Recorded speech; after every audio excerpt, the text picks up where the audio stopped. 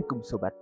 Pada pembahasan pertama channel baru ini, aku bakalan jelasin dikit sama ngajak kalian buat mikirin sejenak perihal penyakit yang pasti pernah dirasakan oleh setiap jiwa-jiwa manusia. Ya, lebih gampangnya ya penyakit yang sering dirasakan manusia. Apalagi kalau bukan flu. Tapi kali ini nggak cuma bahas masalah flu aja. Kita juga bakalan bahas penyakit yang sudah lama menyerang di negara tercinta ini. Yang jelas kita bakalan bahas COVID-19.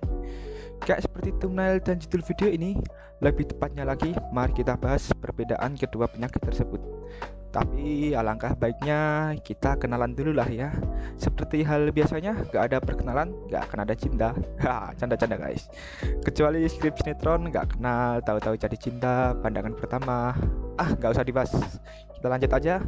Oke, kenalin ya sobat. Namaku Kusa dan aku dari tim Kusa Kasu.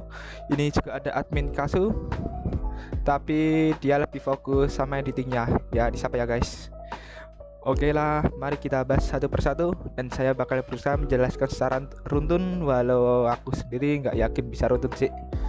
Oke, demi menyingkat waktu, mari kita mulai.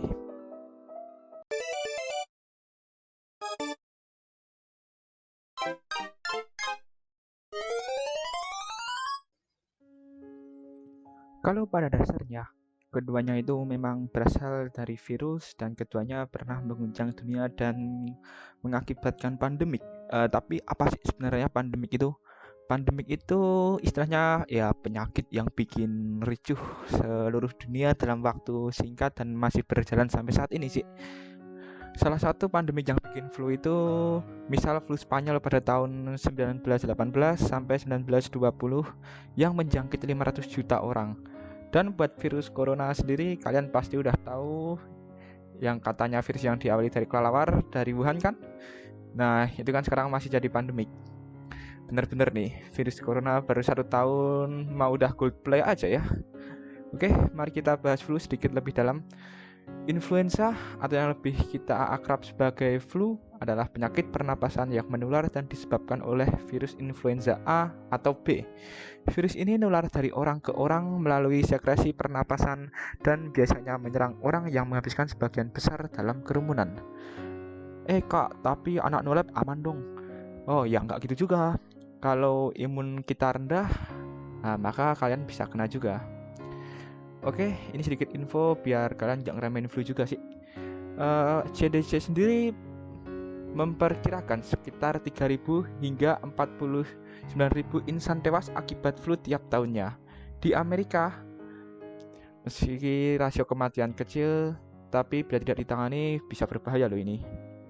Ngomong-ngomong soal flu, jadi kepikiran Quran ya. Ya, mau dibahas atau enggak, ya itu kita pikir besok aja. Udah kita lanjutin. Nah, selanjutnya kalau COVID itu penyakit yang disebabkan oleh virus Severe Acute Respiratory Syndrome Coronavirus 2 atau yang biasa dikenal SARS-CoV-2.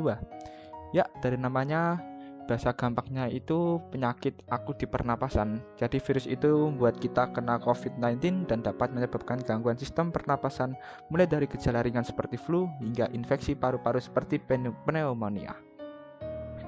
Selanjutnya, ini yang masih agak didebatkan nih sobat, yaitu perbedaan gejala keduanya. Kalau flu itu gegara virus influenza, dampaknya ya sering kita rasakan misal kita pening. Kalau COVID kan gegara virus corona. Tapi bedanya tetap sulit kan ya. Oke, kita bahas lebih dalam lagi. Jadi gini, gejala flu yang paling umum itu nyeri otot, badan gemeteran, dan ada gejala kelelahan. Ya kayak orang banyakan mikir pasti pegang kepala, bingung gitulah.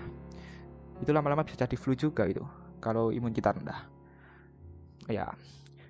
Selanjutnya kalau COVID-19 itu ada tanda-tanda yang lebih khas, kayak batuk kering, indera perasa dan penciuman hilang. Nah, indera perasa penciuman hilang ini yang paling sering dirasakan dan menjadi penyebab indikasi utama terkena COVID-19. Dan akhirnya nanti bisa sesak nafas dan kita harus ya dibawa ke rumah sakit sih. Soalnya penanganan di rumah hampir mustahil untuk menangani sesak nafas. Terus buat cara menghindarinya gimana ya?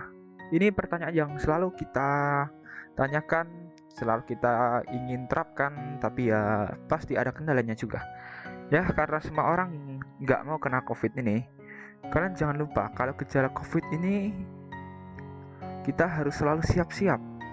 Bukan hanya sekedar, wah aku kena COVID, wah aku nggak boleh keluar. Kita juga harus menghubungi pihak Satgas COVID untuk melindungi orang sekitar serta diri kita sendiri.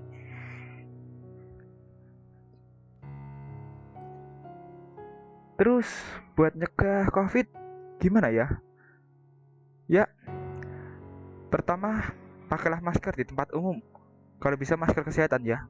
Faktanya masker kesehatan itu karena punya 3 lapis sampai 5 lapis pelindung, jadi itu benar-benar aman buat kita. Jaga jarak, jangan berkerumunan, dan jelas selalu cuci tangan ketika diperlukan ya. Apalagi habis keluar rumah, itu kalau bisa kita langsung mandi dan pakaian kita langsung kita masukkan ke tempat cucian kotor. Ya mungkin kita ini terlihat seperti protokol umum ya, tapi jangan sekali lagi ngeremehin protokol ini, karena berkat ini nyatanya banyak orang bisa selamat. Oke, karena sudah lumayan lama kami menemani kalian, udah sekitar 3 menitan ya ini. Kalau kepanjangan nanti kasihan itu admin kasih ngeditnya. Oke, sampai jumpa pada kesempatan berikutnya dan jangan lupa jaga kesehatan kalian ya. Bye bye sobat. Assalamualaikum warahmatullahi wabarakatuh.